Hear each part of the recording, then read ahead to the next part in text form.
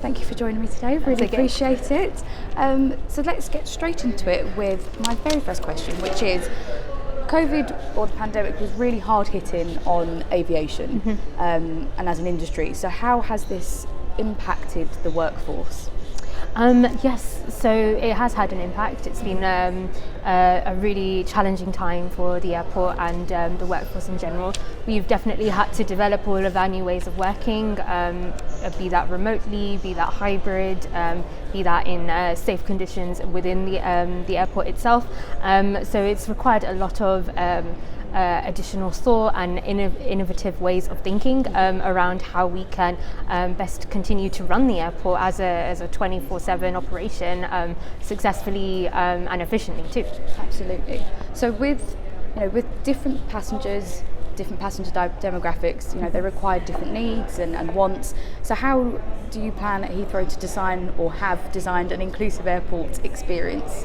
What I think personally is it's really important to encourage that diversity of thought, and I think that in my role as diversity network lead, I'm trying to encourage wherever I go with all the conversations I have with our stakeholders and colleagues across the business to think about diversity and equality and inclusion, so that it can filter into their decision making, it can filter into their idea storming and the solutions that they may come up with against the challenges that we're facing, or opportunities to kind of improve, and in doing so it will then filter down into how we make the airport an inclusive place for all of our passengers to come through. That's brilliant. And maybe we speak a bit about the initiatives that are in place for to provide an inclusive and diverse work environment, so opportunities for all. So as I mentioned, my role is a diversity network lead, and I sit alongside 3 other networks as well. That is our kind of first point of call to really ensure that our workforce feel that they are represented. I lead the Culture and Ethnicity network. We have a disability network, we have an LGBTQ plus network, and a gender equality network. So there are many ways in which through these networks colleagues can actually come together and share their experiences, educate each other, learn on kind of how people go about their days, and the challenges that they may face based on the different protected characteristics they have. But more so, we have things like a really robust mentoring scheme, which allows colleagues across the business to connect with each other and share their experiences outside of their immediate working teams, which is really beneficial to having that kind of cross collaboration and matrix kind of style of working. And then we also have an allies program. So that's our inclusion allies program, where we encourage our colleagues to be allies for each other. So whilst you may not face a specific element of prejudice, somebody in your team or wider business may do so, and how can you be an ally for them and really support them and kind of champion each other as well, regardless of their backgrounds. So there's a few different ways in which we can encourage that. Absolutely. I guess passenger experience starts with the staff and the employees. Happy employees, happy passengers. So so briefly, let's talk about Heathrow's sustainability strategy. How did it come into play here?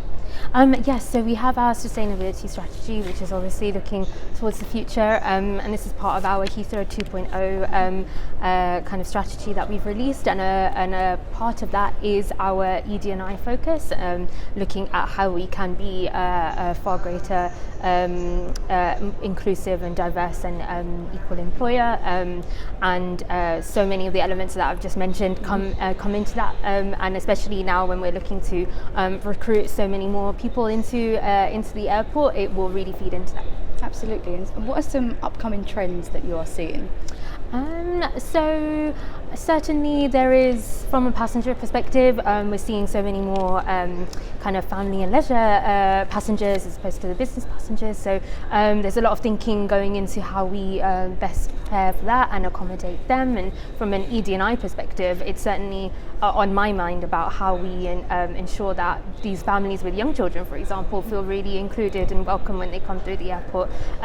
We could talk about, for example, the hidden disabilities that any individual may have, but there is obviously an extra level of challenge when it comes to hidden disabilities amongst our younger passengers. So what can we do as an airport to support that? Brilliant. And What is on your watch list this year? My watch list is certainly, with the amount of recruitment going on, I'm very intrigued by the demographic of our new colleagues that will be joining us and how we can best welcome them into the airport and part of the team. And include them in our networks and ensure that they feel that they themselves are included and that they can contribute to this kind of growing narrative around equality, diversity and inclusion. And what would you say to other airports for them to create a diverse workplace? What would you perhaps suggest to them? Where would they start, basically? It really does just start with a simple conversation. I've found just having a chat with someone about the work that I do through my diversity network, but also just in general, talking about their lived experiences, not necessarily the work itself, but just being who they are at an airport, can really lead to some strong conversations about what it means to feel a part of the airport workforce and how it feels to be included. So I think other airports just certainly create those spaces, those forums, whether it's a virtual kind of coffee morning, a Teams call, or if it's an in-person equivalent, just kind of find some topics that are of common interest to everyone, that really impact who people are as individuals, and see what they have to say. And then from that, I think it will then be quite evident what you can do about it. Absolutely.